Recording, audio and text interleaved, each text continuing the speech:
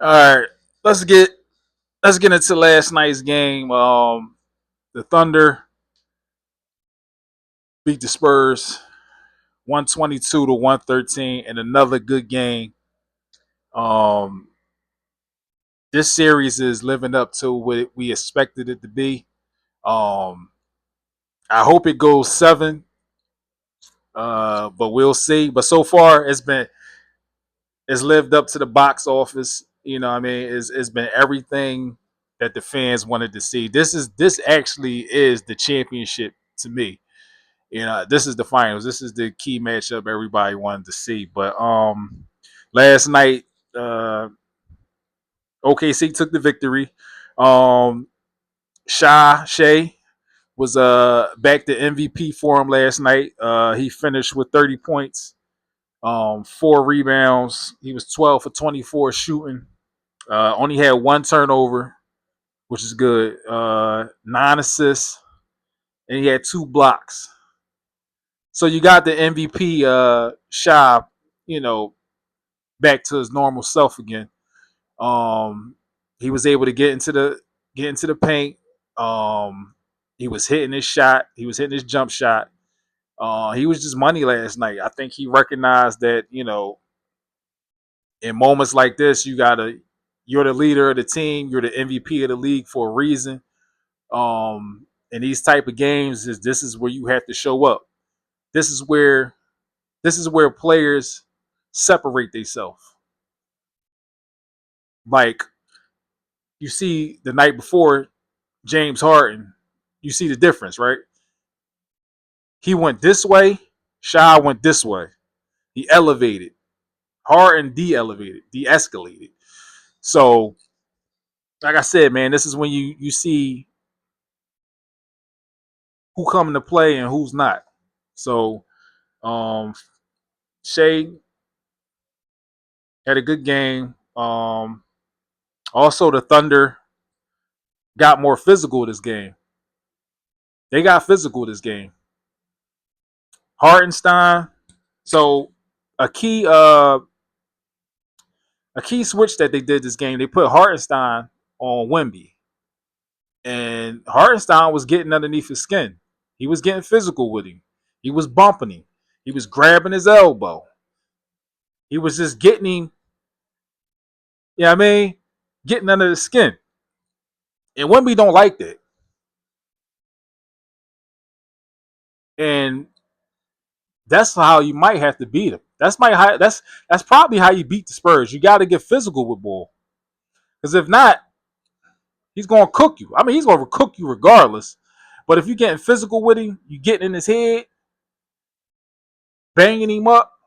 I mean, he's a thin dude, so you know what I mean. A couple of elbows there, hook him on the elbow. You know what I mean? Rough him up a little bit. Get under his skin, man. Get in his head. Play mind games with him. See if he really built for this. And that's what Hartenstein did last night. Even Caruso, they had Caruso on him a couple times. I don't know how he ended up on him, but Caruso was getting physical with him. And they did a good job, man. They did a real good job last night of getting physical with the Spurs. They made it real tough for Wemby. Now Wemby still had a good game. He just didn't dominate, but he still had a good game. He had 21 points, 17 17 rebounds. This boy is a rebound machine, man. I think he had 17 rebounds in the first game. I could be wrong, but it was somewhere around that number. Um, six assists and he had 4 blocks. So also he was 8 for 16 and he was 3 for 7 on 3 pointers. So like I said, he had a good game, but he wasn't able to dominate like he did in game one. And another key stat in his game, which is might be the most important key stat in this game. Um, in game one, he had 26 points in the paint. This game, let's see, he only had 10 points in the paint. It's a big difference. 26 first game, 10 this game. You keep his big ass out the paint, You gotta your percentages of winning goes through the roof. If you can hold Wemby to 10 points in the paint, you keep him outside shooting. Now, granted, you better hope that he's missing, but your chances are better when you keep him out the paint. And by being physical with him, that keeps him out the paint. Now, do he really want to go down there and bang with you? Probably not, because Wemby, to me, is more of a finesse player. He doesn't want to go on a low block and just bang with you like Joel Embiid or what's another big man? I can't even think of. But let's take Joel Embiid for instance. He's going down. He's going down to the block and he's gonna put his big ass on you. Wemby's not that type of player. Now he'll get in the paint, but he's more finesse with it. You know what I mean? Or he'll hit the jumper, hit the three, or whatever. So, but like I said, that was a key stat, man. He only had 10 points in the paint compared to in game one, he had 26, and that's what killed OKC. So, like I said, that was a key stat in the game. Caruso. Shout out to Caruso because he's been balling. And if you get that type of production off the bench, they're going to need it. Caruso had 17 points, 5 assists, and he was a plus 18 in 25 minutes.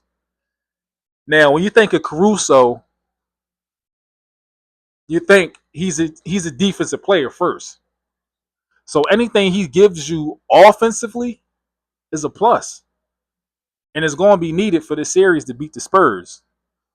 So it's good that they're getting that production from Caruso on the offensive side because we all know he's a hell of a defensive player. And that's what they brought him there for, to bring that defensive physical presence. And he does that on a night in and night out. But when you can get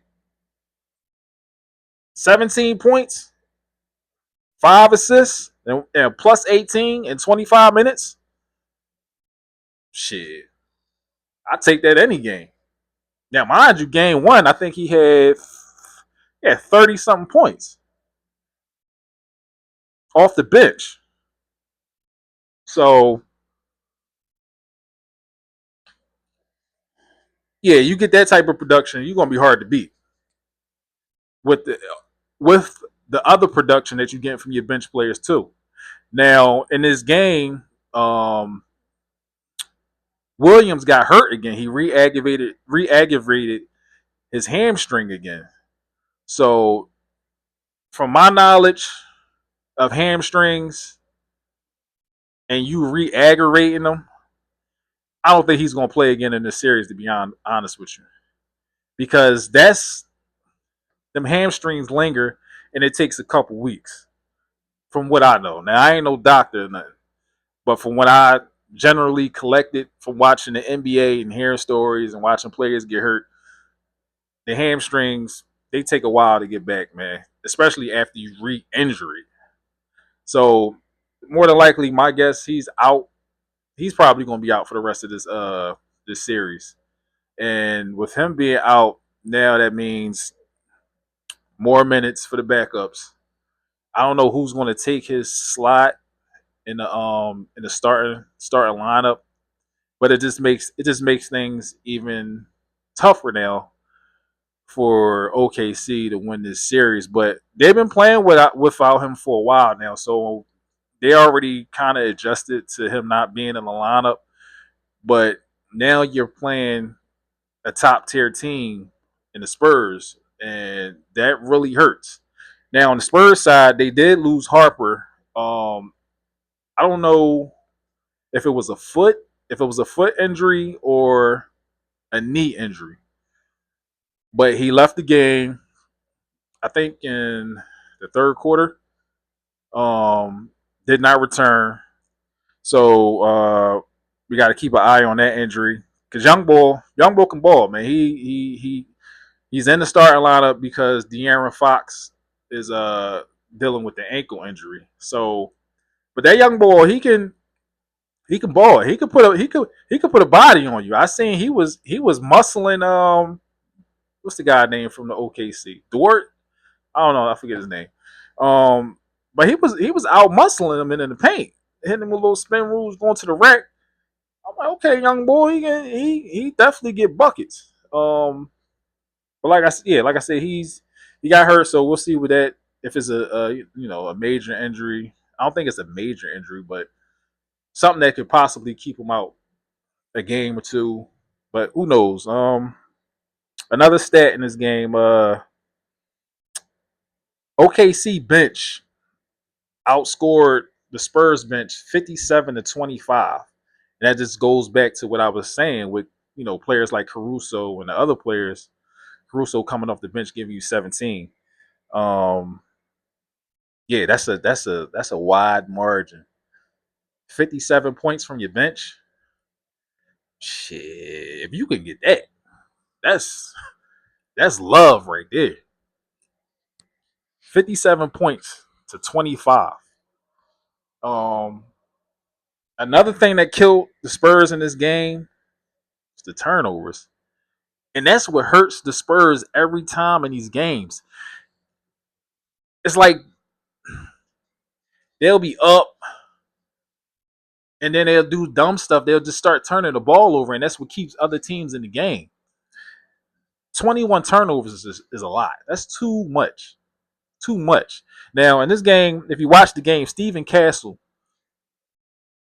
he had 9 turnovers. Bro, you can't be turning the rock over turning it over 9 times. It seemed like he was just having trouble bringing it up the court because a couple times he got a over and back called on him. Then there was another time they called a foul, but he went back over the line, the half court line, but he got bailed out because they called a foul. I forget who was sticking. It might have been Caruso or somebody. Um, and that was about to be a turnover. So Castle was just he had a good game offensively. Don't get it wrong, but you can't have 9 turnovers from your guard position. You know what I mean? That's just crazy. So they got to cut down on the turnovers. Once they cut down on the turnovers, the Spurs probably win easily. It's just the turnovers every time. What I noticed when I watched them play, the turnovers is what gets them in trouble, and it keeps it keeps the opponent in the game. Because the Spurs be rocking out, they be doing good. They'll have a couple good possessions. You know what I mean? And then next thing you know, they turning it over 2 or 3 straight possessions, and it'd be like simple, stupid stuff like stupid passes, over and back, shit like that. So that was another key to this game. But like I said, man, I hope this series goes 7 games. I'm I don't know who to pick in this series. It's tough, but that was my recap of this game 2. Like and subscribe. Holla at your boy. Ball don't lie. I holla at y'all. Peace.